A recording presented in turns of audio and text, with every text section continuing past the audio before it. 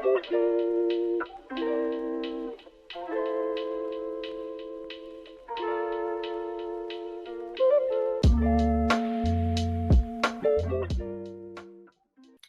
welcome everybody. Thank you for coming along to this meeting.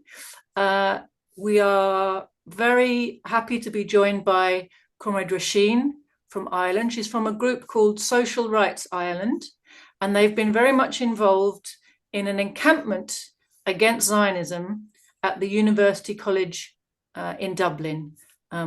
So Roisin, could you speak to us initially about how the encampment came about and what's been your group's involvement with that activity?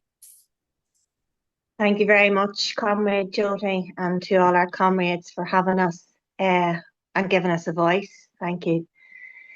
On the 7th of September, so it's 98 days ago, our comrade, Sami, decided to do a protest at the beginning of term when students were returning to university at GCD.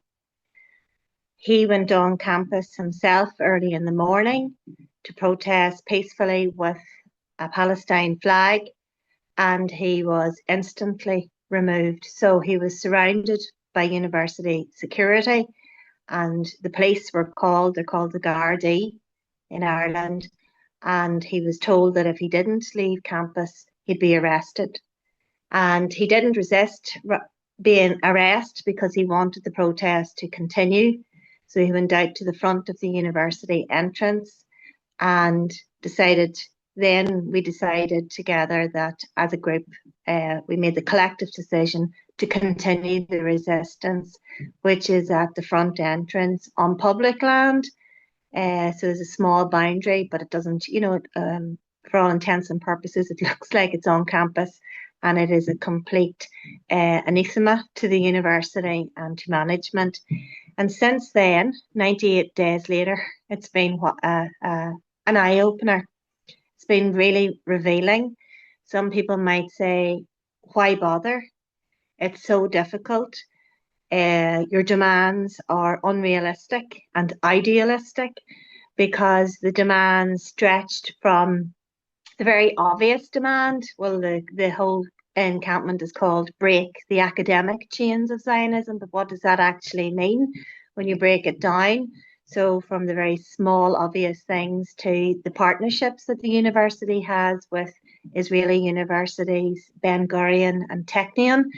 Technion in particular has very transparent links to the military-industrial complex, to broader issues in our demands where we are speaking about free education, education for all, transport for all, housing for all of the obstacles that students face and that make the experience of university a very elite experience, and it's an exclusionary institution where really only those who qualify or conform or who are compliant are really accepted and excel. And the oppression there is not incidental. So we did expect kickback from the university authorities, from the security on campus and on site. I mean, you expect that when you resist in any demo, but what we didn't expect was the absolute silence from the so-called left in Ireland. So we expected that this was, going to waken up people, that people who are sick and tired of going to the same places like Leinster House. Here was the perfect opportunity actually to camp out. And the conditions were provided. We had the material conditions of tents. We've actually built Comrade Sami is here today, and you want to see, he has handmade out of recycled material 2 cabins that are completely insulated and waterproof and soundproof as well. So it's not a case of, where somebody might go, oh, don't really fancy camping out. So you have to ask, why has there been so much looking every direction but this direction from the left. So yeah, there's racialized with Sami obviously not being a white Westerner or European. There's been there's been racialized, targeted attempts to remove him, and he has been told by the Gardaí that he just simply cannot be on campus. Now, it's a public university, so that means you can walk on campus, you can walk around, there's a lake, it's very beautiful. There are swans, there's sculpture, it's the typical, it's actually a very US looking campus. And you can go in for a coffee. Everybody can actually, including me, because I'm a white Western woman. But Sami can't. He's been told that the guards will be called. And what has he done? Has he done anything violent or not peaceful? No, his crime has been carrying a Palestine flag, and the other one supporting students by videoing the pushback that they faced to make sure that there was a record of what was happening. But as we know, and it's just we're waiting for the others to catch up, universities function as an ideological arm of the imperialist power. We know that. And our job is, why do we continue to stay there? Is to be able to reveal this for those who aren't going to pick up the book, who have no interest in actually learning. Well, this is a learning experience and it needs to be exposed in situations like this. So thank you very much in the articles. In our efforts to combat the algorithms on social media, we're doing our best to reveal what is actually happening. So universities are there to reproduce the status quo, whatever the dominant ideology is, which is capitalism. That's what the university serves to function. And those who rise to power comply and play along very well. They're careerists, even the so-called activists who are members of societies, BDS, UCD, BDS, or whatever. They're nowhere to be seen at all. They had an encampment last summer. It lasted a couple of weeks. They all went home after a so-called agreement which was reached, an agreement that actually isn't transparent. When a freedom of information request was done, it came back mostly redacted. So they agreed to something that nobody can see. What they clearly didn't agree to was to even the very basic demand to sever ties with Technion, to sever the partnership research agreement that Technion has with UCD. It's starting again in January 2026. And it might look benign because it says it's a medical research program, and that sounds wonderful. But let's just take a step back and see what Zionist Israel is doing to hospitals, to sick patients, to dying babies in incubators. And then you're talking about nucleic acids that might combating cancer in the West. It's the whole hypocrisy is completely exposed, because on the one hand, you have the science departments looking at, how do we feed the poor people in Africa, and what research can we do to quell hunger in the global south. But at the same time, let's fund and support Zionist Israel in their dual-use weapons technology and call it scientific research.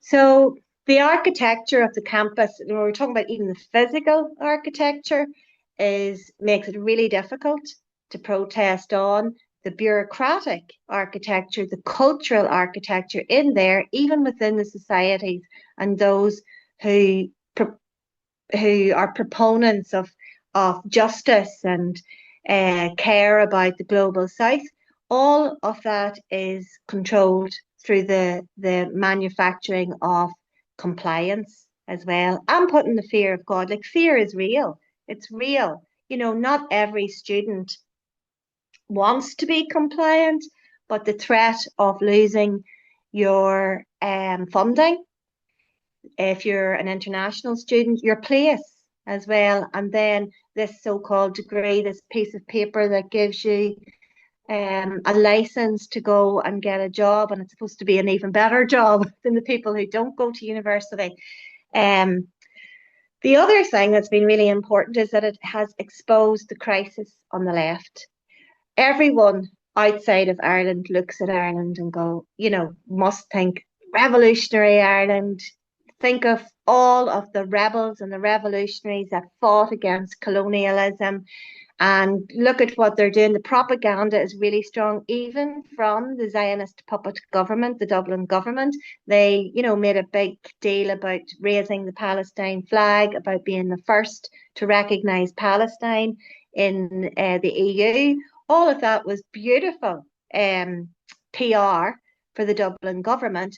But what's actually happening is that we have an avoidance on the left of the controlled opposition to deal with what is happening at universities. So they're avoiding universities. This isn't just a UCD issue. We have lost our own connection to our history, to our revolutionary history. And that is why the camp is so important, because it's a classroom. It is a place of learning. In fact, you don't even have to open a book in this classroom. You just have to open your eyes. You breathe in the atmosphere. You open up your eyes. You look at what's going on around you. You look at how uniform everything is, this is the colonial, you could say residue, but I think it's neo-colonialism in action. It's not the residue. People talk about the 26 counties being free. It's shocking, even on the left. Oh, aren't we so lucky we're free in the south? And you can go, what's free? I mean, I have to pay €70 to see a doctor. If we want to even speak literally, never mind more figuratively. So the camp is a rejection of knowledge production that serves empire. And it's about producing knowledge and creating the conditions of new knowledge that looks at having a new world, a new vision for what we want, and having those conversations from the very, basic, let's break ties with Technion, to why must students have free accommodation, free transport? Why is that so? Why is that considered utopian? Why is that considered unrealistic or ridiculous? You can't have that demand. Demands are not about, this is not about victory as in tick the box, we got that, we got that, we got that, like the last encampment did, which achieved nothing and did, in terms of change. It might have looked good in the Irish Times, students win whatever, but Orla Feely didn't even, the president of the university didn't even, and has never uttered the word genocide ever. So, there was nothing successful whatsoever about the last encampment. I suppose the last thing to say is that we have to look at the left now. We have to hold them to account. We have to continue to resist, despite it already being the longest encampment in Ireland on university grounds, because we have to challenge the ideological understanding of the so-called left in Ireland. And we have to also challenge the organisational nature of the left, because they are very good at having Zooms and demos outside Leinster House, where, both the Dublin government and the controlled opposition are just puppets, very good at rehashing the same thing, enact the Occupied Territories Bill, after several years, but to confront power where it really is, which is corporate power. The university is like a big, huge corporation. It's a big factory that serves the interests of empire and capitalism. that is why we must remain there and why we will not leave. Beautiful. Thank you so much, Roisin. That's really very much appreciated. I'm interested. I'm going to ask a few questions myself before I open it up to the rest of the members here to put their questions to you about your experiences there. I had a few thoughts. I mean, I guess it's not that surprising. It's a bit depressing to hear that the political climate in Ireland is so similar to the political climate in Britain, when you would think that, 400 years of anti-colonial history and definitely, 200 years of very militant struggle by a significant section of the Irish population, and a heritage that I certainly have known a lot about in my, lifetime's struggle against British imperialism and quest to understand the actions of British imperialism. The Irish struggle has been a very important part of my, learning. And a very real one. It's so close to us, right? It's next door. You can learn a lot as a British person by going to Ireland, meeting Irish people, particularly an earlier phase in the Irish liberation struggle. But it's kind of it does bring to mind the words of James Connolly, his prediction that if it wasn't a socialist government, it was going to be reaction. And if there was partition, you were going to have, what do you say, an orgy or a carnival of reaction on both sides of the border. And you can really see how that's come to fruition, that prediction, that without socialism, you weren't going to get real sovereignty, and that with partition, you were going to essentially have two parts of the country essentially still occupied by British finance capital. And it sort of feels a bit like that is what we're looking at. It's interesting to me, this dynamic of the controlled opposition and how the way that people can become tools of the ruling class without necessarily realizing that's what they're doing, because of the way the system is set up. And I've noticed that's a theme that comes through in your writing very strongly, Roisin, this idea about the system of knowledge reproduction, and you have the system of activist reproduction, right? And there's behaviors which are rewarded and promoted, and there are behaviors which are not rewarded and met with failure or rejection, or you don't get advancement for carrying out those behaviors. And people learn what's going to succeed, what's going to give them recognition, what's going to give them status. And they learn to conform with this machine and become a product of this machine, so that you've got a whole load of people running around doing the work of the ruling class without the ruling class ever having to come along and explicitly, hand them a brown envelope or give them a piece of, specialized how to be our agent training, but it's built into this whole machinery. It's a systemic issue.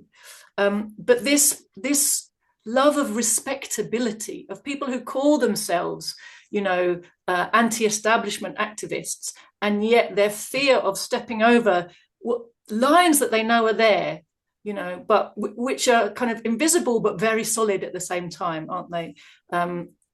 And the way that, so the people who claim to be the leaders of the movement sit inside a ring fence that they themselves are reinforcing, and then others see the lines in different ways. They have the threats held over them. So there's the self-policing respectable left, and then there's people who would like to be more rebellious, but without leadership, without organization, they can't put their necks on the line as weak individuals. They need that organization. They need a brave leadership, but instead what they've got is a cowardly leadership. So they don't feel empowered to act.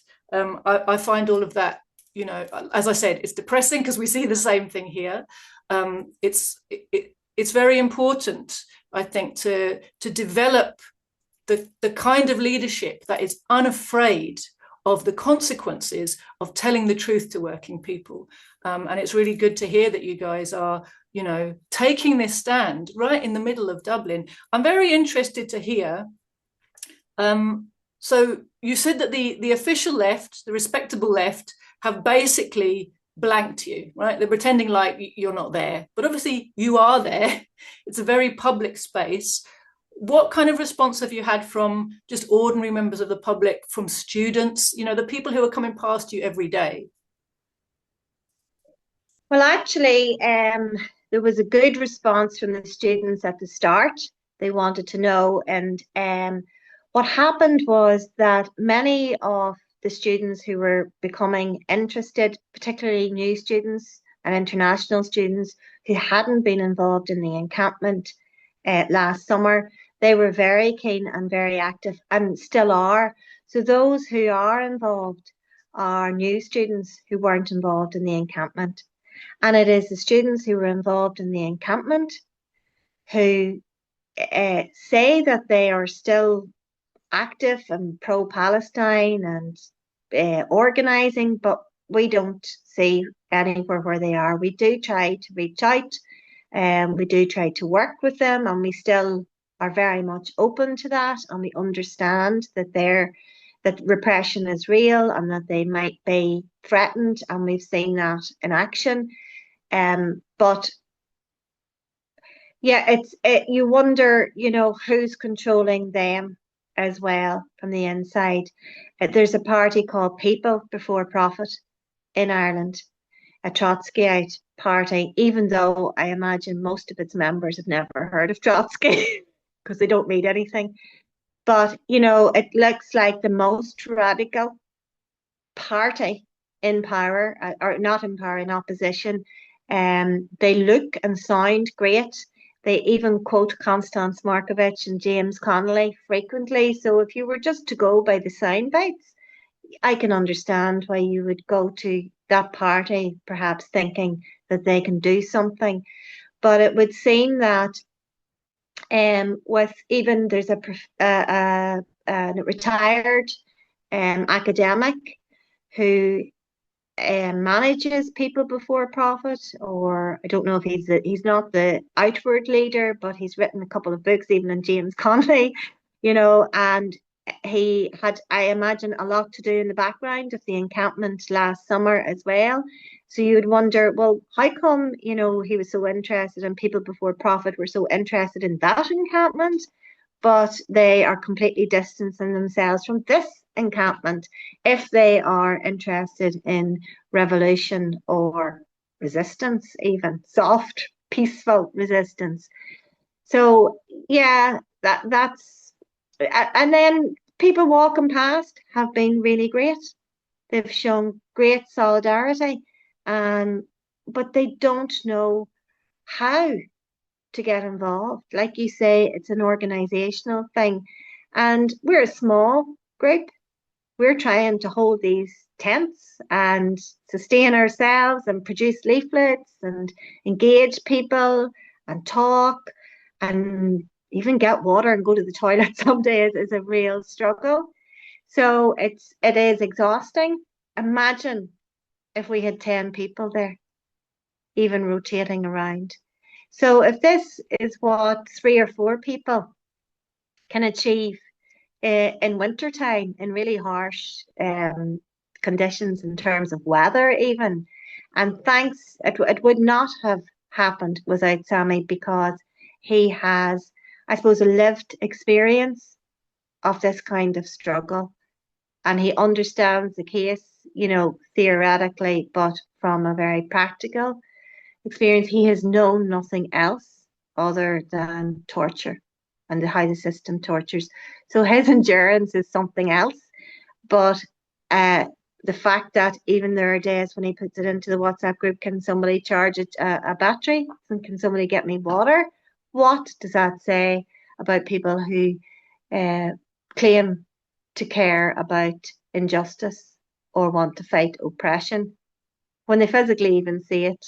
The call out when the guards came, even, there was a very, very small response. It's like, oh no, basically, what did Sami do, rather than what are the guards doing and why, and who called, how does the state function? So that's really interesting, isn't it? I mean, there's 2 things you've brought up there that I think are worth kind of pausing on. One is the tokenistic anti-Zionism of so many people who claim to be pro-Palestine. They jump the bandwagon because there's a lot of feeling, but really they're jumping the bandwagon to either just get supporters for their own group, get brownie points for their group, look, we're active, or to make sure that the movement doesn't go anywhere that threatens any vested interests, really. And we see an awful lot of that. You know, it's been very clear in Britain how this massive movement on the streets has self-appointed leadership that don't represent the feelings or the demands of most of the people who turn out on the marches, and who play this kind of very careful ballet with the state of kind of managing this dissent and making sure it doesn't go anywhere or do anything that's really truly disruptive. They're not harnessing the power of all of those people to actually challenge you know, the connections between British imperialism and Zionist atrocities. Yeah, so there's that kind of aspect. I'm interested also to hear about the response of the state, you said, and the university. So maybe we could hear from Sami a bit about how authorities have been responding to the encampment.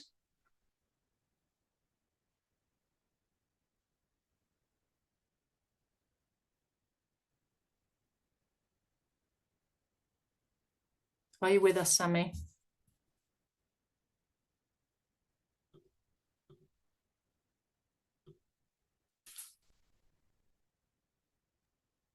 Are you hear me?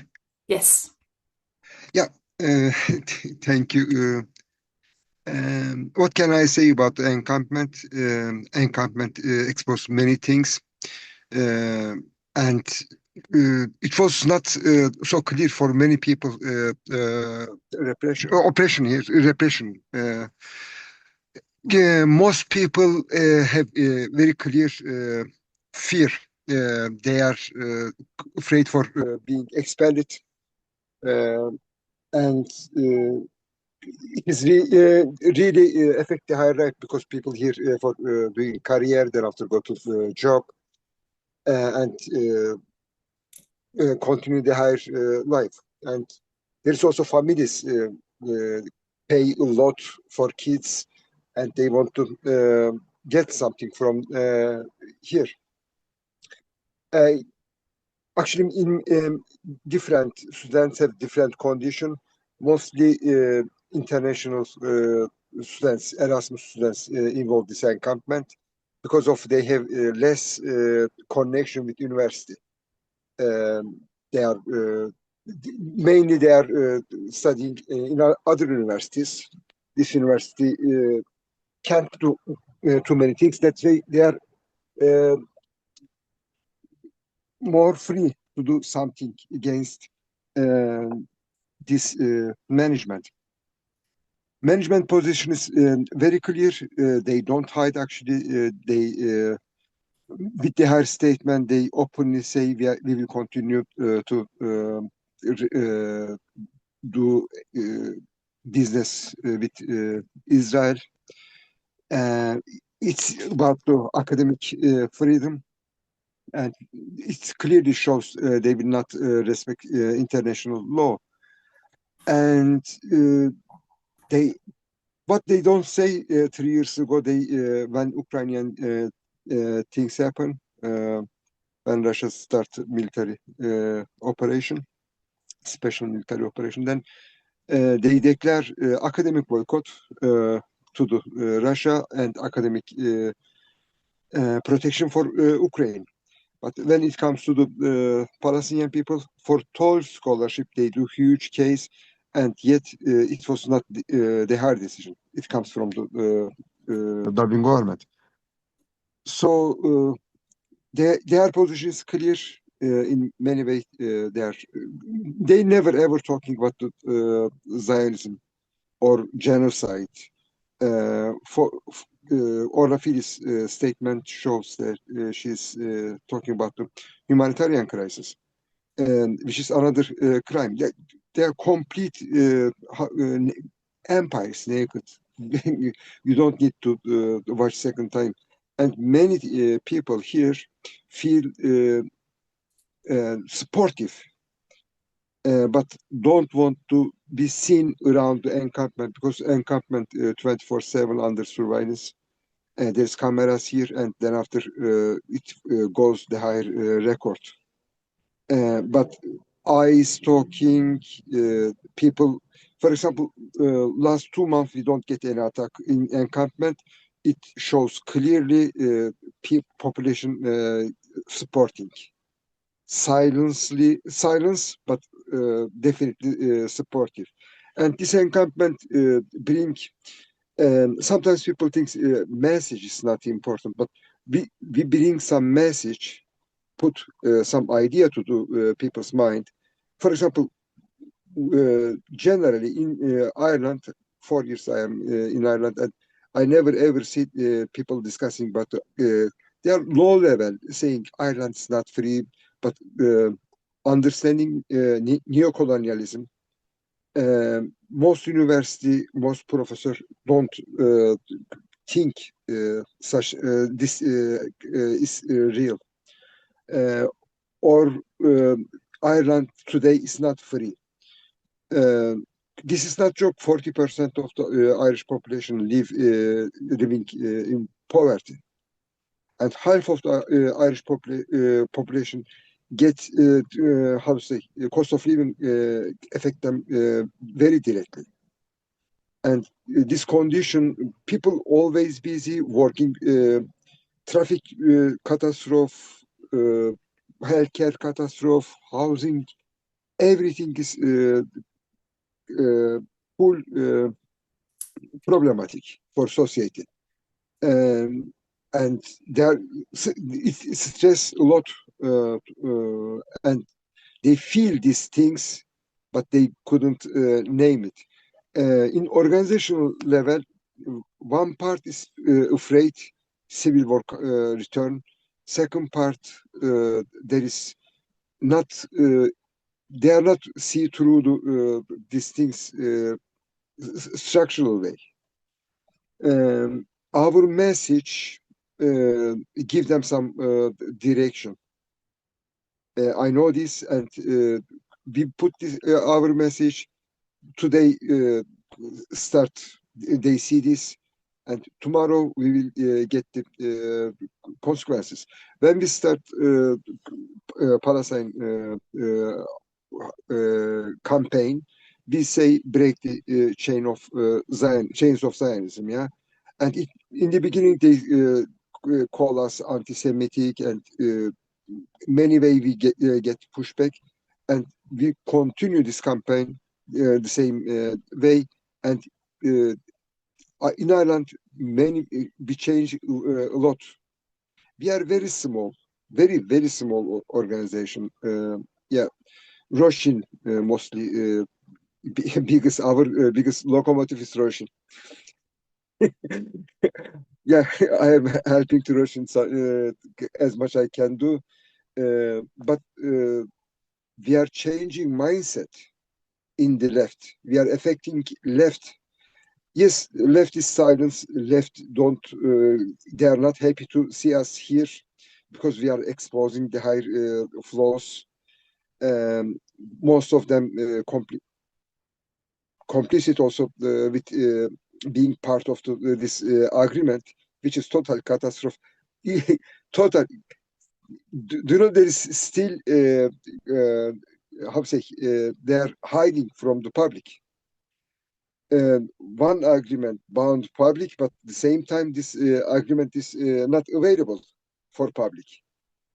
This is in university there is no democracy. There is clearly no democracy, no transparency, no accountability.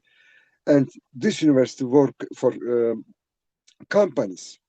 And if you check the capital in Ireland, Google, Intel, Meta, BlackRock, and many other company direct bound to Israel. And this small number, their number is small, but their effect is very big. and Irish this population will work in these companies. This is really problematic. And this way break chain of Zionism affect many people in right direction. And academic chains, this is also connected to mindset. And this university, Zionism, racism, or fascism, this very close concepts, yeah, and people get it. I think we achieve a lot of things from this encampment. We succeed expose not just management's Zionist position, also left's complicity, both somehow. And yeah, I guess I talk too much. I was not ready actually. Thank you very much for having me. Sami, thank you very much. It's much appreciated. And I hope you'll stick around because I'm going to open it up to our members now to ask any questions they may have or make any points they want to after hearing what you and Rasheen have had to say. So I hope you'll stick around and contribute to that part of the meeting too, because obviously, you know, you're the one who's interacting every day with people and putting up with the conditions, not only of discomfort in your cabins and tents, but also of the hostility of the management, of the police, of the various state forces, as well as the private security firms. And I think it's very interesting, the point that both of you highlight about, you know, what does it show us about education and what has happened to education? Because we see the same thing over here in Britain too, that our public spaces and our public education has become private business. And increasingly, these private businesses are run in the interests of the uber rich, the uber monopolies. As you said, you know, it's BlackRock. And, you know, we make a joke these days in Britain that hedge funds own everything now. And you know, it's not really a joke, is it? It's a true fact. You know, I remember reading years ago about how hedge funds were buying up all the land in Africa. And they're buying up, you know, they're buying up social housing here, and they're buying up, you know, every little bit of land that's going, and they're buying up, you know, they're kind of 3 removes behind, you know, they own the pension funds, they own that, you know, but it's all over the world. It's the same process is going on. And of course, that hugely impacts what you can do, how you can behave in spaces that you've thought of as public. And if they're starting to control or have become in control of our educational system, it's not like it was brilliant before, right? Especially in Britain, you know, famously, you know, you don't get real dissenters on British campuses, although they'll like to pretend to you that there's lots of Marxists in British universities. The truth is, of course, no genuine Marxist gets a job teaching any of the social sciences in a British university. But it's interesting to see, you know, as education gets more privatized, becomes this commodity, not just the, you know, the debt that puts onto students and the trammels that puts onto their behavior while they're at university, but, you know, all these kind of different forces that are hedging the concept of education about. So it used to be it felt as if you were engaged in, you know, kind of free discourse, and you didn't see how trammeled the discourse was. The trammeling was done sort of out of your sight. But now there's much more of a sense of, like, you know, students feeling that they mustn't rock the boat because they've invested money that they can't necessarily afford, and they can't afford to be chucked out of the university because their whole life is going to be ruined. There's absolutely no path to any kind of job without that degree. And so at the same time as you're paying for the education got worse, and your behavior is becoming more and more restricted within that environment. So the whole concept that we have about what is a university education has actually been turned on its head. And for those of us of an older generation, it's kind of happened, behind our backs. If we're not involved in university work, we don't see it going on, do we? Until our kids suddenly get old enough for university and we find out, how much it's changed.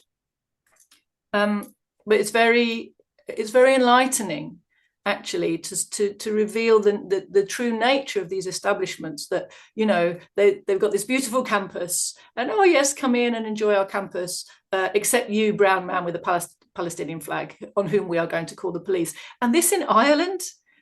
Ireland, where the Irish used to talk about being the blacks of Europe, right? And suddenly they're taking on this kind of real Western chauvinist mindset. Despite, as you said earlier, Roisin, all of the history that ought to still reside with people and make them, refuse to accept such things. Anyway, I'm going to want to open up. I don't see anybody's hands up yet. Comrades, I'm opening up to you to ask questions of Roisin and Sami. So Paul. Oh, hello, Roisin. So nice to hear from you. I've been following you very closely and so impressed with what you say on YouTube. Thank you for coming on. I'm just finding so many parallels between Ireland and Hindustan. I don't use the bourgeois state names for any of these places.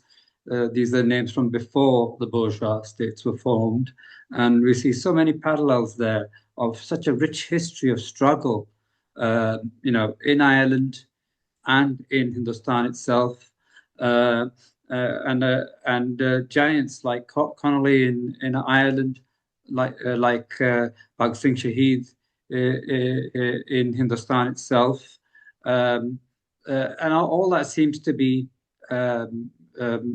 not known by most people. I haven't heard about it. The parallels are there, and the left in both countries has failed the working class in both Ireland and in Hindustan, in the bourgeois states of Pakistan, India, and Bangladesh. As in ERA, as in Northern Ireland. It seems to be parallel after parallel between the two. It was the Irish in America that helped the Ghadar Party, the early resistance in Hindustan. It was the Irish in America that helped the Irish in Ireland. And all these international links and this rich history. We need to bring that together. We need to see what we can do for the future. It's so sad that we've lost that impetus in both places. Both places have suffered from British imperialism, exactly the same. And early on, we were both going in the same direction. And now we're also going in the same direction, but the wrong direction, unfortunately. I don't know if you, if you agree with any of that I'm saying.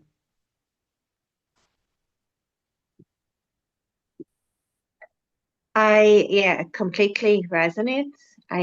What I would put it down to is how the power of the colonized brain, what Sami was referring to, how easy it is to co-opt the mind, and how that happens through obviously the more formal education system as well, but through the cultural brainwashing as well. What we consume, we are what we consume.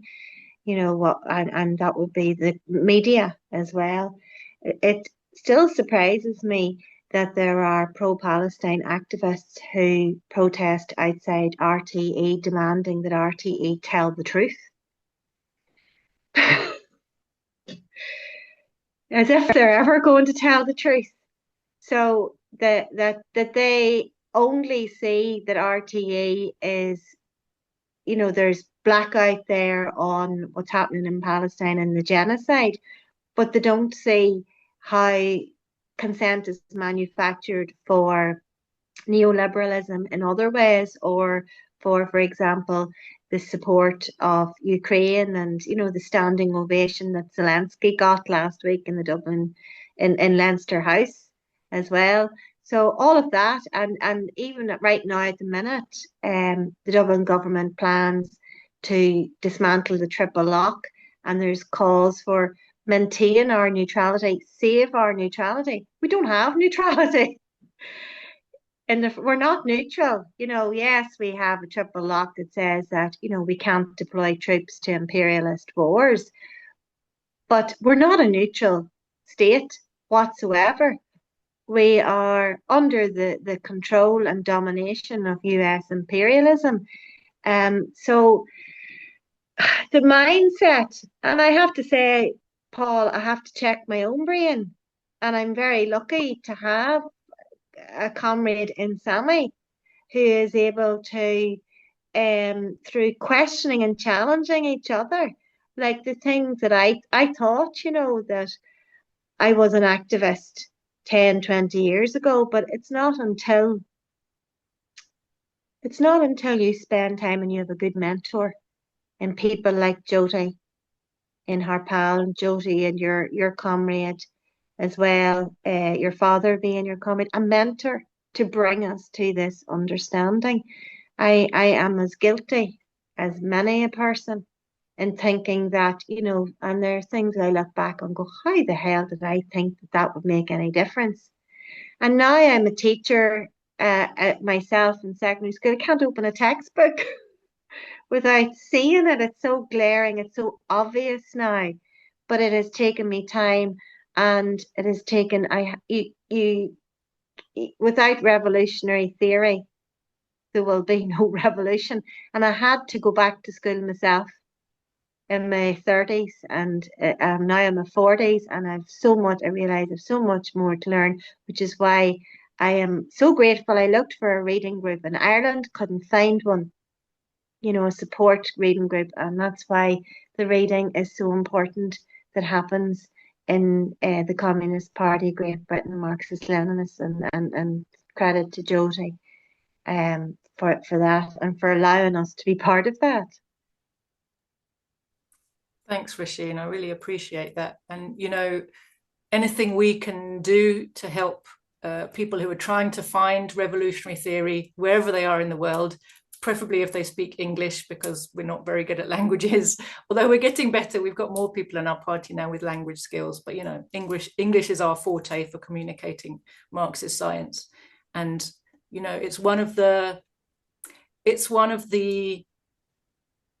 it's a source of pride for us as a party that because we've worked so hard to grasp Marxism, we do feel that we do a good job of communicating that in English.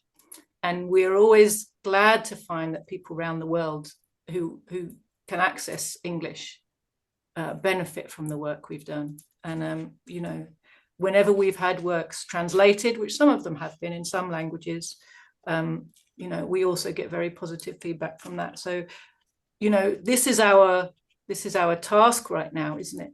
Because as you said, we have such a co-opted movement. We've been through such a counter-revolutionary period in the West. That is changing. That is really changing. And actually the opportunities to spread revolutionary understanding are massively expanding, exponentially expanding right now. But the people who can take advantage of that are shockingly few on the ground. So anything we can do to help multiply the numbers of people who are capable of taking a revolutionary understanding into the working class movement, wherever they are, is something we're very, very happy to help with doing. I just wanted to come back on, what you're talking about, the Irish government, and just the extent to which the Irish regime is so tied in to the EU and British imperialism, and so servile in the way that they toe the line. And the applause for Zelensky, even now, after everything that's been exposed about that, fascist regime in Kiev, that's a lockstep with EU policy, isn't it? This is how our countries will behave. This is the line that we take on the EU. And it's very noticeable that Ireland has not made a peep against any EU directive on anything to do with Russia, NATO. I mean, the reality is, Ireland calls itself neutral, but we've known since the Iraq War. It's not even just started recently. The Iraq War, I remember all of the outrage about Shannon Airport being used as a refueling base as part of the imperialist war effort against Iraq.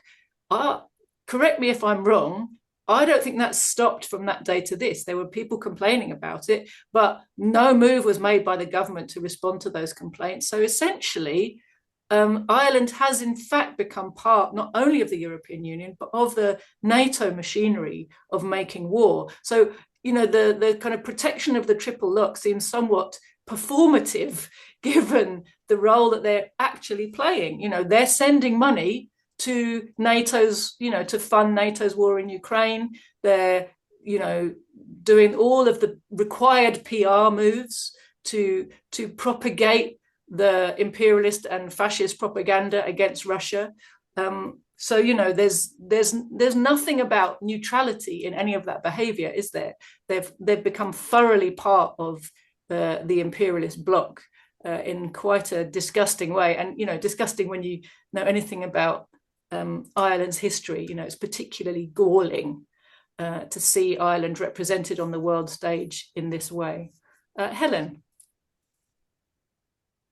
Hi, Roisin. Thank you for your and Sami as well. Thank you for talking with us tonight. I was going to say, what is your take on? I mean, in Britain, I've been on the sharp end of police repression in the Palestine demos myself. But what is it like in Ireland with because I wasn't treated violently when I was arrested. So I was wondering, what is it like actually in Ireland? Do the police get aggressively violent with you? Because I've seen police being aggressive in Germany and in France and things. I wondered, is it likely to be a trend that they're going to get more aggressive towards protesters? Is what I'm thinking. Physically aggressive, that is. Well, I don't think, I think it would be wrong to say that it's anything like what is happening in Britain or Germany at all. There has been outrage when Mothers Against Genocide protested outside Leinster House and wanted to deliver a letter, and the cops claimed that they were blocking the entrance, and several women. That garnered an awful lot of attention, maybe because they are mothers against genocide, and the women were held, and there were claims of strip searching and things like that. But that got a good bit of public attention, and the big solidarity movement, IPSC, exposed it, condemned it, made a statement.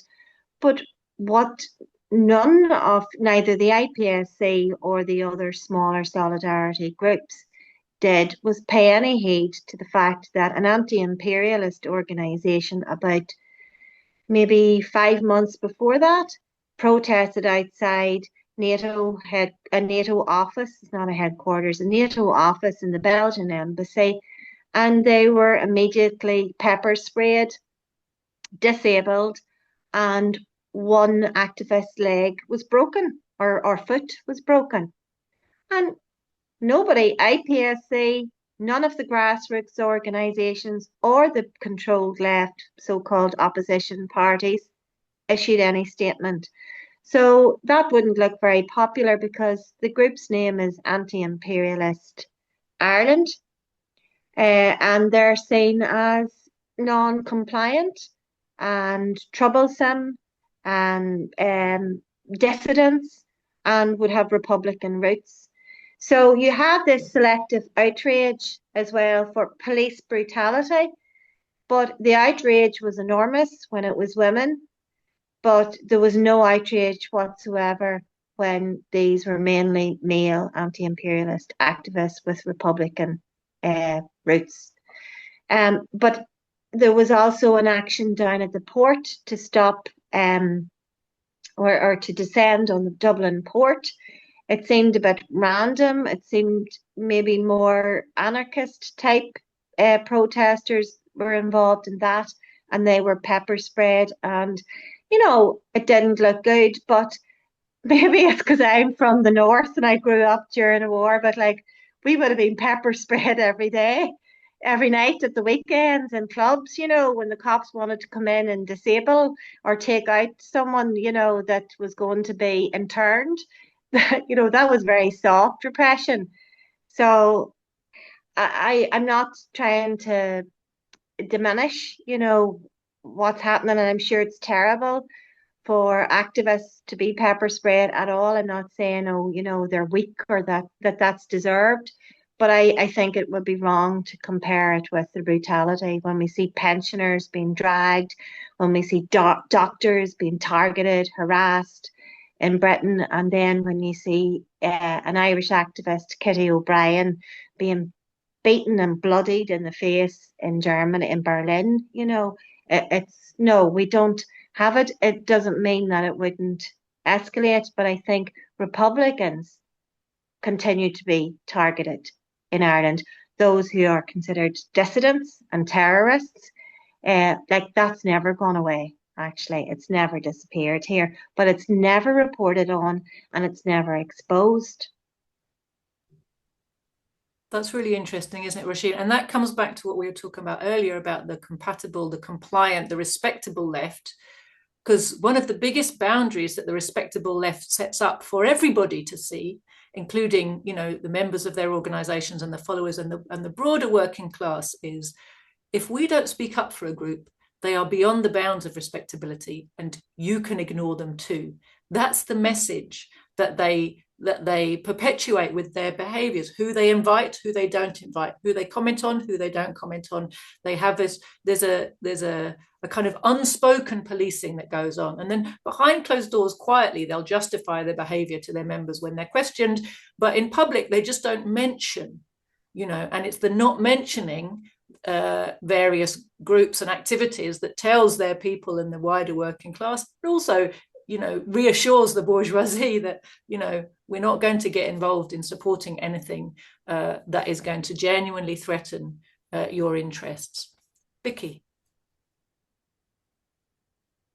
Yep. Hi. Thanks, Roisin and Sami, for that great introduction and talk. I have two questions, really. One is that I know Ranjit from our party did a presentation on the weekend about the introduction of the IHRA definition of anti-Semitism, which has been brought into the NHS and is already in many of the public institutions.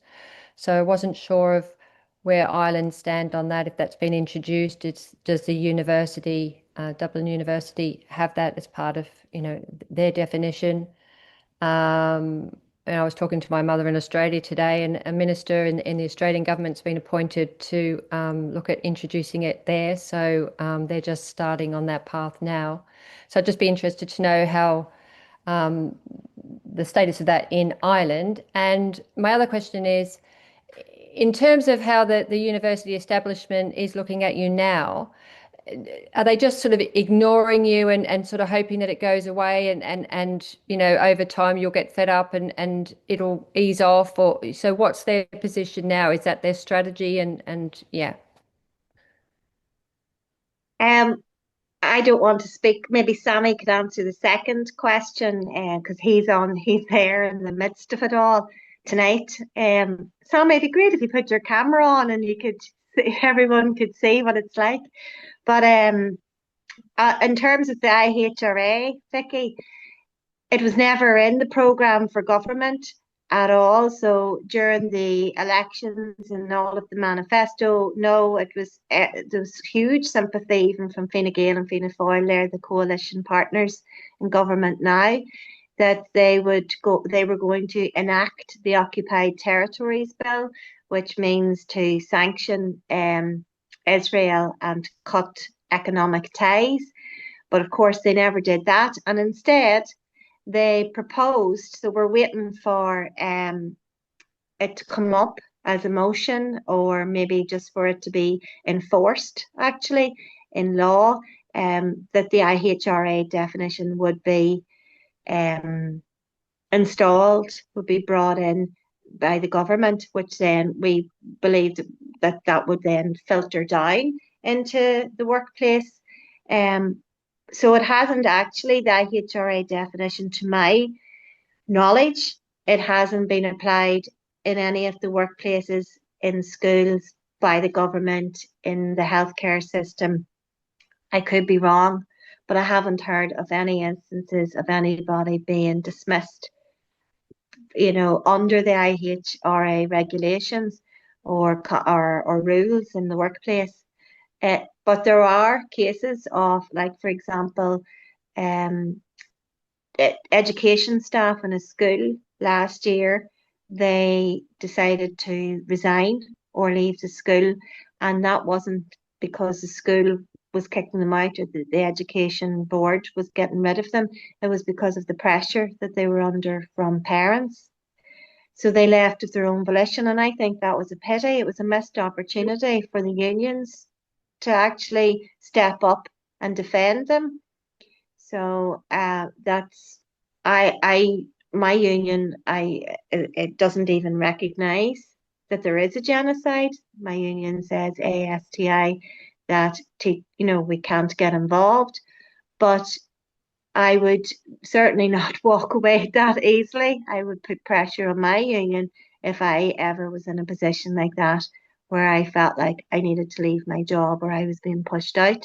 And I think that's what workers have to do. I mean, the unions are not great, but they're only as good as the workers who apply pressure to them. And of course, I don't really believe in reform necessarily from inside, but it's a starting point as well. And we need to apply pressure to unions to challenge that and resist the IHRA definition. Sami might be able to speak more about, if you're still here, Sami, about the second question, which is the repression. Can you put your camera on, Sami? Yeah, Yeah. I just missed the question. What was the question? It was just, what sort of response are you getting from the university establishment now? Are they just sort of ignoring you and hoping that you will go away, or are they sort of proactively trying to get you to give up, I suppose? Yeah, they are trying to rid of us from here. They are pushing. They do a lot of tricks here in many ways. Actually, it was dirty tricks management initiate. Orla Fili, president of the UCD, said that they are outsiders. And when students involved and take stage, then they are not legitimate students, because they are not Irish students. Actually, look like management totally ignored here and try to silence here. They are there. They are not hearing us. They are not seeing us. We are not exist. So what can I say? But they are very clear for the higher position. They are outsiders. Nothing to do with UCD management. And this is the international problem, not just UCD's problem. They are not dealing with what we are saying. Actually, our demands is very high. And we are calling here Leyla Khalid University. We are doing, giving sense to people. Universities can, if universities can work different way, society's life will be much easier, and people don't need to work 8 hours for the same quality, life quality.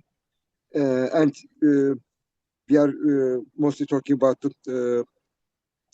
how universities science co-opted and for creating profit actually their science works, not making society's life easier. So this is the totally we are taking the higher ground, you know. This institution can't deal such knowledge. We won't take back the higher titles. So this demands can't be met without revolution. That's why we are. They are right to ignore us, but we are not looking for some victory. For example, tomorrow, if they say we will cut our ties with Israel, yeah, first, we are demanding transparency. They can't match these things.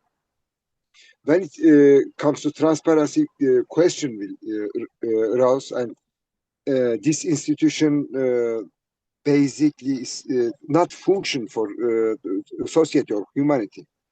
They can't be transparent. And democracy is facade. Everybody know this, and people don't want to be negatively affected. We are too high for them. And if tomorrow they say we will cut the tie with our relation with Tehran, it will be not end because of there's not just one connection. All of institution. We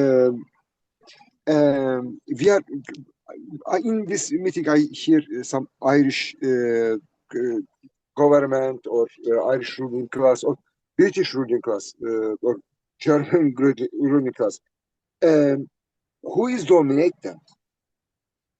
Yeah, there is some structure that sustain the life, but control in strategic every place have Zionist dominance. If there is not such things, it couldn't be. Any country can act differently. Dublin government can act differently, but 90% of the Irish population support Palestinian cause. At the same time, second biggest importer Ireland, and this is the it shows a very clear sign that this government not represent or not nothing to do with Irish population. They are not following Irish population will. And what I know, Google, for example, we are also supporting some campaign about Google have designed or interact elections. If you continue follow these things, we will see there's all of the democratic institutions is actually managed. Zionist, not just in Israel, in basic in our life, in Britain, in Ireland, in United States, in West dominant capital belong to the Zionist group. So university can't meet our demands, and they are just ignoring us, try to rid of us, and we trying to continue, not give them any pretext to rid of us very quickly, because we are just being here simply with our message, our flags. It creates some hope and knowledge. For us being here long time is important. For them reading us important, but we don't give them excuse.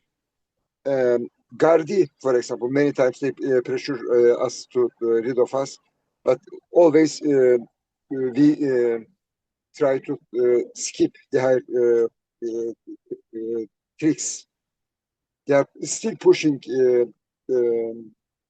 Dünleri County Council. They are responsible for this area, but there we have support too.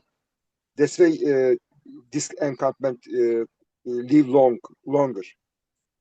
In Dünleri, there's left-wing groups there effective. That's why they couldn't get the higher consent to clean this encampment. So we have small land here. We found some and we established our encampment there.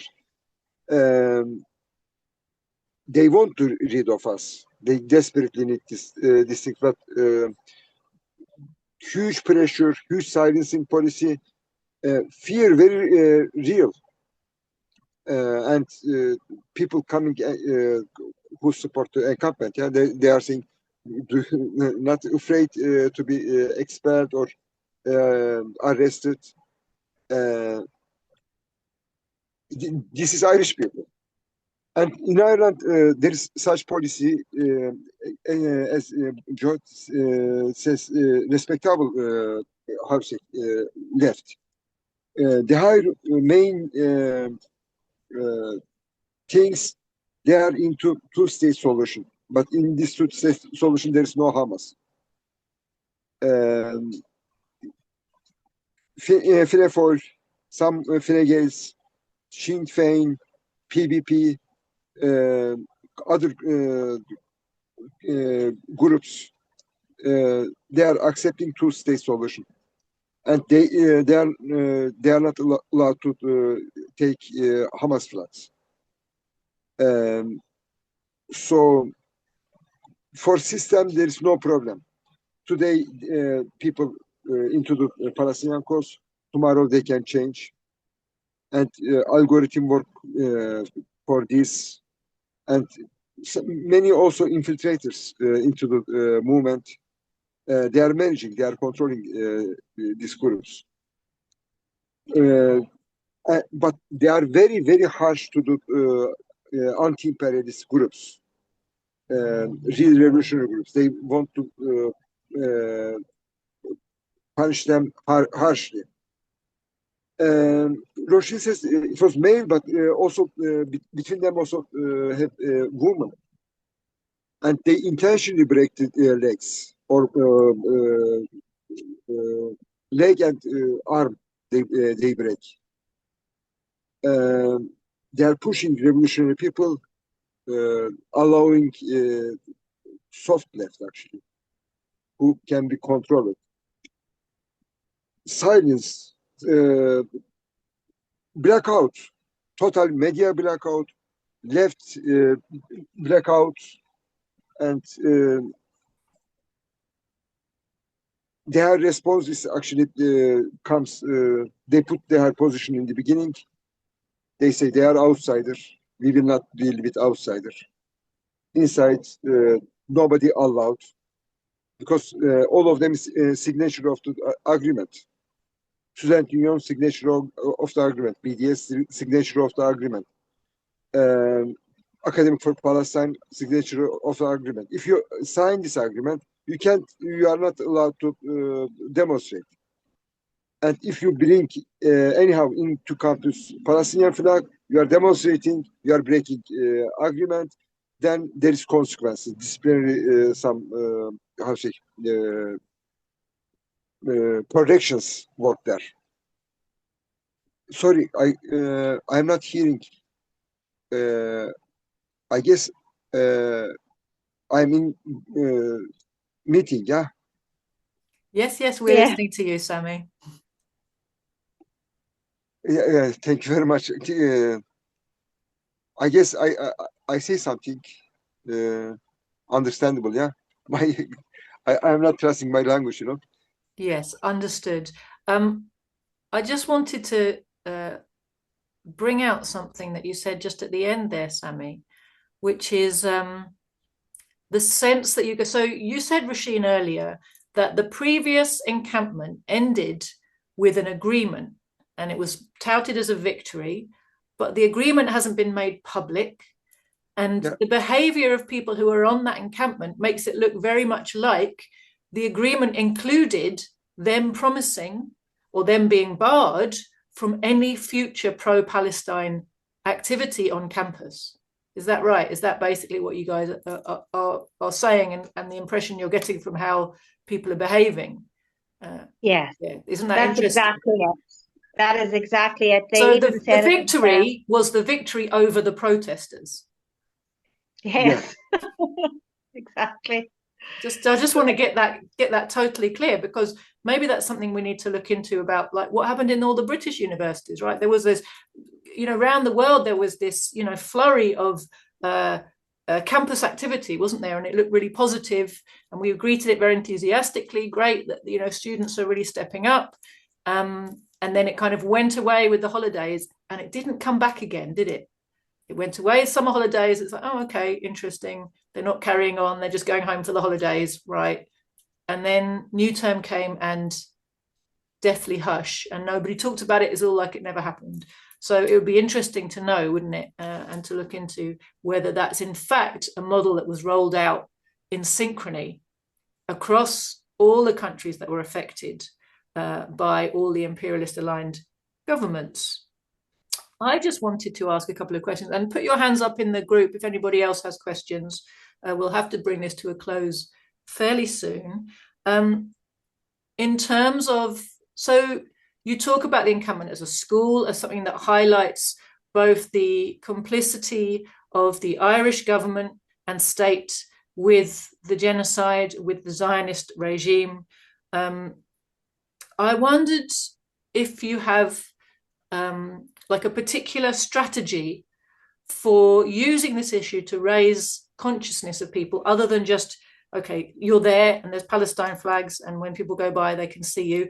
But for example, do you have signboards? Do you hold meetings or rallies? Do you make speeches? Do you have leaflets?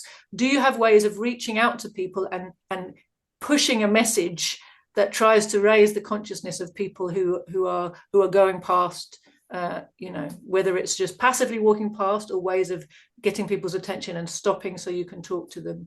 And if you are doing those things, what are the main messages you're trying to put? Because of course, obviously we know, as socialists, anti-imperialists, we know that ultimately the solution is got to defeat imperialism, we've got to get to socialism, right? But it's how do we use these things to bring people from where they are a step towards where they need to be, and raise their consciousness, step by step. And Palestine is an issue that's woken a lot of people up and made a lot of people question. So it's a primary opportunity to start to help people, isn't it, see the connections between one set of crimes and the bigger system of imperialist domination of the globe, capitalist imperialism, the state machinery that keeps them in their place and unable to do anything as individuals. The whole machinery of imperialism to help to wake people up to the necessity of first understanding it and then organizing to oppose it. The fact that you don't have the democracy you thought you had, and therefore what's the conclusion from that? So there's a kind of step by step revealing of new truths and what that does to someone's consciousness, and to persuade people that they need to do more than send some money for charity or go to a PSE demonstration, and we need to organize in a meaningful way as a class in order to actually oppose the actions not only of our own states but of the imperialist ruling classes. So I just wondered if you have a particular set of messages and a strategy for trying to bring those to the attention of a wider group of people. Well, the very first thing is that the visibility of the camp itself is not just tents and flags. It is messages, words, actually, on big, huge banners. We make those ourselves with paint, and usually roller blinds are very handy, and they're weatherproof. They really provoke the people have stopped academics, students, passers-by, So what do they say? cyclists, and they say, one says revoke UCD management. And that upset a lot of academics. The other one is decolonize the Irish brain. So again, that's like an oxymoron that really upsets some people or causes some really challenges some people. They've asked about that. How can an Irish brain be decolonized? Sure, we are Irish. So that has generated conversations about what it means to be Irish. Another one says we built a cabin in 3 hours, shelter. So the idea of, so that raises, and that is the truth, with very limited physical resources. Sami built 2 insulated, waterproof shelters. And if you think that there's over 16,000 people homeless, they're not necessarily on the streets, but there are a lot of people on the streets tonight in the rain, and you kind of go, my God, like this is how easy it is to build shelter, and then that generates conversations around housing, cost of living. We get to talk about vulture funds coming in and buying up swaths of land and buildings. So it brings in the discussion on housing and the housing crisis, the so-called housing crisis, which has been engineered by the neoliberal governments of over 40 years. What other messages then? There's some of the students wanted to keep it strictly where they have that colonized brain where they're like, let's just focus on things that we can achieve, like, cut ties with Technion, UCD. So the very literal ones, and that's an easy one then for those who are at the camp who can explain that. But we have found that there is a gap in revolutionary anti-imperialist knowledge, and there's a lack of confidence among students to talk about that, and we're very reliant on Sami, myself, and the small cohort of people, and that's pretty exhausting. So the leaflets have been produced and go-to literature as well. We had a few James Connolly reading sessions when the weather was a bit more clement outside, and that actually brought people who are not attached to the campus, more people who are not students or academics, came to those, and we read essays of Connolly together and discussed those. And we have had music sessions as well. Like the dream is to set up a revolutionary band like Grupa Jorum, or a traditional band, a brand new band of students and academics and a community creating music and lyrics and reviving, revolutionary messages and stories through music. That hasn't really materialized properly, and we've had film screenings. We've had Leila Khalad's story, Hijacker, and the other one, the Oscar-winning one, I can't remember that. And we've had campfires, and actually that's been, very cozy, standing around together, a stove, boiling a big pot of water for tea, and roasting chestnuts and talking about politics. Now it depends, like it does take leadership. You can't just, it could descend into just chit chat about anything and everything. So it's really important to keep the direction and the focus on what are the conditions in Ireland. It doesn't always have to be about UCD. What's happening in Ireland right now? Why do we have a housing crisis? And debate and discuss those. So that takes an awful lot of energy, especially when you're trying to hold down tents that are about to blow off in 50 miles per hour gale force winds. Brilliant, thank you. I'm not seeing any more hands up in our group. I just want to take this opportunity to plug a couple of things from our party, if I may, since we're on the same topic. One was, Vicky mentioned already, but we have another video up with Comrade Ranjit and Comrade Jason doing a presentation this weekend on the IHRA, that's the International Holocaust Remembrance Association definition of anti-Semitism, which is not a definition of anti-Semitism, has nothing to do with racism or hatred of Jewish people because they're Jewish people.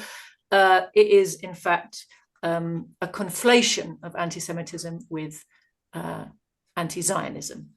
And of course, we know why that is being rolled out and has been a strategy of the imperialists for some time to make that conflation. And they're intensifying the need for that because the rising tide of anti-Zionism is really threatening their interests in a very serious way. I want to draw attention to our party's pamphlet. This was written by Comrade Joti Brar. It's a small, look at that, just a little book on Zionism, explaining the role, the origins and the role of Zionism. And it's really important. I think the subtitle of this book is really important. It's a racist, anti-Semitic, so Zionism is what is anti-Semitic actually, reactionary tool of imperialism. And it's very important at this time for, you know, when the network of pro-Zionist organizations and activity is so all-encompassing and global, it can be very easy to fall into the trap of believing that it's the Zionists who control the world, rather than understanding that it's imperialism that controls Zionism and uses it. And Zionism is not imperialism's only tool. It has many tools.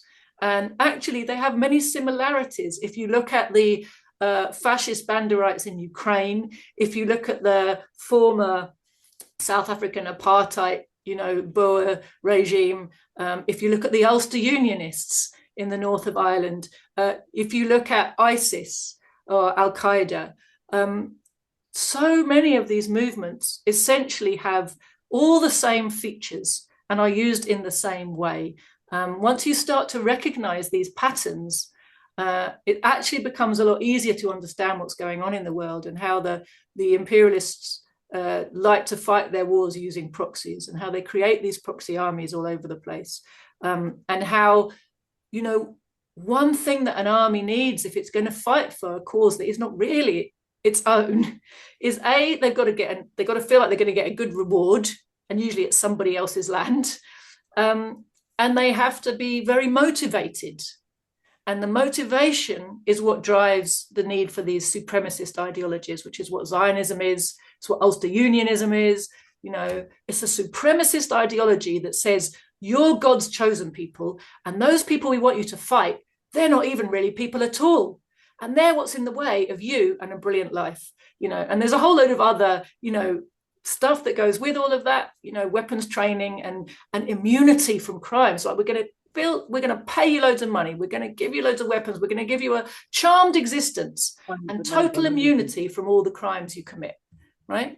And that's again, it's a thread that runs through. If you look at all of the proxy armies that the West creates and all of the supremacist ideologies, one of the things that enables this supremacism to flourish is the protection that imperialism gives these people in so many ways, so that they commit crimes and get away with them, and they can keep escalating their criminality and their bestiality and keep being protected. And so they start to feel that this ideology that says we're God's chosen people must be true, right? Because look, I can do anything to anybody, and the world can't do anything back to me. Of course, the world could do something back if it was organized differently. And the problems we have is trying to rely on mechanisms that are controlled by the very people who are fighting the wars and committing the crimes in the first place. So, you know, helping people to learn some of these lessons is a very important step towards working out how we actually get free, isn't it? And I just wanted to, if I can, read out to you our party's demands in relation to anti-Zionism and the Palestine solidarity movement, because we've made it clear that, you know, there's huge sentiment in Britain against the genocide, in favor of Palestine, but there's a lack of understanding of what is it people can do apart from turn up to demonstrations. And the truth is that the compatible left you know, the co-opted leadership of our movement keeps people away from a knowledge of the fact that they, as workers, as a class, have power. And particularly for us in a country like Britain, which was the originator of the Zionist ideology, the originator of the Zionist state, is still involved in a directional role up until today, you know, up to its neck in the atrocities that are going on today. It's not just a historical role. British finance capital is very much interested in the continued control of the Middle East and the Middle East resources. And Zionism is a tool to that end, one of the tools. And so, you know, our attempt is to help workers understand that we actually have power here in Britain. The working class in Britain has real power to impact what's going on in Palestine, because we do the work that of the British imperialist state machinery, in fact, and the production and the moving around of things and the fighting and the, you know, all kinds of things. So these are our demands anyway. So an end to all military, intelligence, academic, which is obviously the one you're highlighting, scientific, cultural and diplomatic cooperation with the Zionist regime,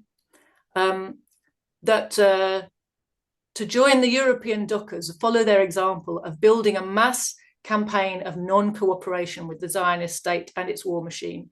And that includes refusing to make or move weapons and other supplies. And we know that's a big deal over here, because look at the lengths the state is going to shut down a small group of activists who are acting to sabotage just one part of that arms production machinery in Britain, which is the Israeli arms firm Elbit, right? Huge concerted campaign by the state to have Elbit prescribed as a terrorist organization, despite the fact that their own lawyers said they don't fulfill any of the requirements, right? But they've gone ahead and done it anyway, and, you know, systematically working to try to stop that small isolated action. And what's really shameful is it shouldn't have been a small isolated action. If the whole trade union movement had been mobilized to block the war machine, then these few activists following their consciences couldn't have been singled out and prescribed as terrorists. It should have been a mass campaign, not a campaign of a few individuals or a tiny organization that was separate from the main movement. So refusing to make or move weapons and other supplies, refusing to provide support services or logistics, refusing to participate in technological or civil cooperation, refusing to distribute Israeli goods and services, refusing to write, broadcast, or distribute propaganda lies. And again, in Britain, which is such a central part of the imperialist propaganda machinery, the number of workers in this country who are involved in propagating Zionist and imperialist warmongering supremacist lies is huge. There's so many people who have little roles in that machine, you know, and some of it's writing, some of it's, you know, technical jobs involved in broadcasting, some of it's like running servers, putting things, uploading pages onto the internet, you know, doing the design of the pages on the internet. There's a whole load of things, but there's also things like, you know, this is something a lot of people don't realize, you know, shop workers. We talk a lot about boycott, like make your consumer choices. Decide not to buy Israeli olive oil and decide not to buy this newspaper or that newspaper. But what about if you organize the shop workers and they refuse to put them out on the shelves? And that includes the propaganda lies, right? Most newspapers today are sold in big chains. They're sold in supermarkets or garages which are owned by, you know, a few corporations. If the workers in those workplaces refused to put out any newspaper that contains lies that whitewash Israel's crimes, they would very quickly throw a big spanner in the works of the propaganda machinery, right? So, you know, the working class has much more power than it realizes, and its unions our union leaderships are explicitly not telling them that or helping them to understand how to use that power. So very much our message to people is we need to be demanding from the roots up a genuine mass movement, and mass campaigns by our big working class organizations. So on top of the non-cooperation machine, we've said demanding a mass campaign to reinstate our democratic rights to free speech and freedom of assembly. It's very interesting listening to you, Rasheen, talk about the encampment in terms of there's a public space. And for all there's hostility to you being on that space, it's public space and you have a right to be there. Well, they pretty much abolished our rights to access public spaces in Britain. The ones which haven't been sold off, they're hedged about with so many laws. There's no way you would get away with, there's some law that will stop you from doing what you've done. And, you know, I have to say, I think we've seen laws come from two directions. In one direction, they used kind of victimizing travelers as a way of saying, you know, oh, we can't have people setting up camps places because look, it's a nuisance, and people will give them permanent sites over here, and they shouldn't be allowed to just, there shouldn't be such a thing as common land and public land that people can just put up a shelter on, right? And so they use that justification because there's a common prejudice against travelers to kind of make it seem like that's just, we're just protecting you from a nuisance. In the other direction, it was very noticeable during the Iraq War. We had one man, I forget his name, he had a permanent encampment outside Parliament, and he was there for several years. And then they made a law so they could get rid of him. But of course, that law didn't just apply to him, did it? It applied to anybody. So, because we have comrades in South Korea, they have a permanent presence outside the Japanese embassy and opposite the US embassy. And they've been there for years. Right, and they've got comrades who keep that going and who, you know, give out leaflets, make speeches, hold regular events there. But it's a 24/7 operation, and they keep that going. It's right in the center of Seoul, right? So loads of people pass by it and you know, kind of understand the message that they're bringing about the US imperialist occupation, etc. But I'm pretty sure that that's not an option that would be available to us in Britain, because the laws exist that the second you started to do something like that, you'd be, you know, armed police would be there to move you off. So it's interesting to see the differences in specific conditions in different countries for what's possible in terms of public space and the right to access public space. And actually, it's something we should be demanding back again. Because in Britain, people haven't really cottoned on to the way their rights to freedom of assembly have been cut away in so many different directions, as well as their rights to free speech, where, you know, we see now you can get arrested for tweets now. A mass campaign to kick out the IHRA definition of anti-Semitism from every institution in Britain. We talked about that one earlier, and they're using that viciously in Britain now to come after people who just engage in online activism, you know, to try to spread awareness of the crimes of Zionism and imperialism in Palestine. People are being disciplined, sacked, not just sacked by one employer, but struck off. So you could be struck off as a lawyer, struck off as a doctor, because the Zionist groups and the government will come after people who are being effective through their professional organizations if they have one. You know, so it's not just one employer will kick you out, it's actually your ability to practice your profession will be taken away from you. And that's being done, you know, repeatedly. You know, there's high profile cases right now going on with Dr. Aladwan and others. You know, our own comrade, Dr. Joti Brar, has been harassed in this way. But there's others, you know, this is going on all the time. And a lot of cases are not so high profile. But it's a mechanism for disciplining people who are stepping out of line and exercising their supposed right to free speech in the wrong way, right?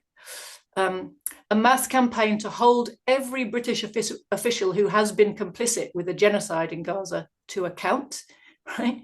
We have to keep reminding people that there's crimes being committed.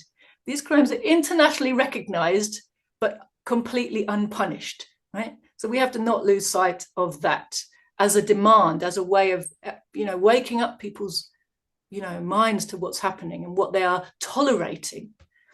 A mass campaign to publicize the plight, fund the defense, and overturn the convictions and sackings of all those who've been targeted by the state for standing with Palestine. Again, we have a movement that just throws people under the bus constantly, and when people are sacked for standing with Palestine or even imprisoned, they basically do nothing. They should be organizing a huge campaign to have those convictions overturned, right? To have people reinstated. That's the power that the workers have if they learn how to organize and use it. But we have a leadership that absolutely refuses to harness that power. A mass campaign to overturn the terrorism legislation that's being used to criminalize opposition to the genocide in Britain. The disbanding of the criminal and aggressive NATO military alliance, which is ultimately responsible for spreading fascism and war all over the globe, from South Korea to Palestine to the Donbass to you name it, Venezuela, of course, now. And the dismantling of all British bases overseas, of all US bases in Britain, and an end of all support for proxy forces anywhere in the world, which, of course, as I said earlier, Zionism is one of those, but by no means the only one. So I wanted to thank you for letting me hijack what is really your meeting, just to put those, again, put in front of the audience what our demands are for the movement that we think a movement that really is a movement. This is what it should be organizing around. If it was serious, if it really wanted to stop these crimes, these are the things it would be doing. So I think we've heard from everybody who wanted to speak.